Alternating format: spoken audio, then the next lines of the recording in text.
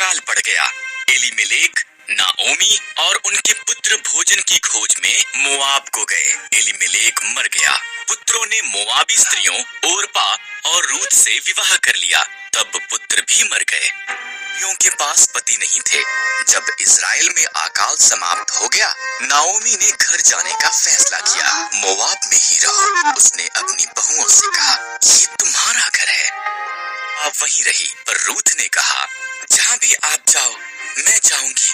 आपके लोग मेरे लोग होंगे, आपका परमेश्वर मेरा परमेश्वर होगा। रूथ और नाओमी इकट्ठे वापस इजराइल को गईं। इजराइल में फसल के कटने का समय था। नाओमी ने रूथ से कहा कि वो जाकर खेत में काटने वालों के पीछे फसल को बीन ले। खेत एलीमेलेक के संबंधी बोअज का था। बोअज रूथ के पास आया। नाओमी के साथ बहुत अच्छी रही हो। बोअज ने कहा, घर छोड़ना मुश्किल रहा होगा, परमेश्वर तुम्हें आशीष दे। उसने रूथ को भोजन दिया और अपने जवानों को उसकी देखरेख करने को कहा।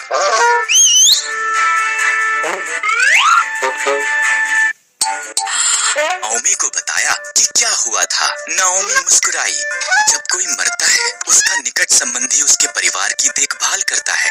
वो व्यक्ति उनका निकटतम छुटकारा देने वाला संबंधी है। बोअज हमारा निकटतम संबंधी है, उसके निकट ही रहना। इसलिए रूथ बोअज के निकट रही। वो हर दिन उसे और ज्यादा पसंद करने लगा।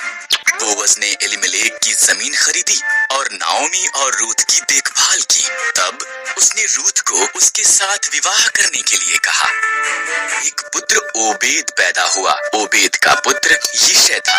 यिशै का पुत्र दाऊद था और दाऊद इजराइल का महान राजा बन गया। इसलिए परमेश्वर ने रूथ को आशीष दी, ठीक जैसा कि बोअज ने प्रार्थना की थी।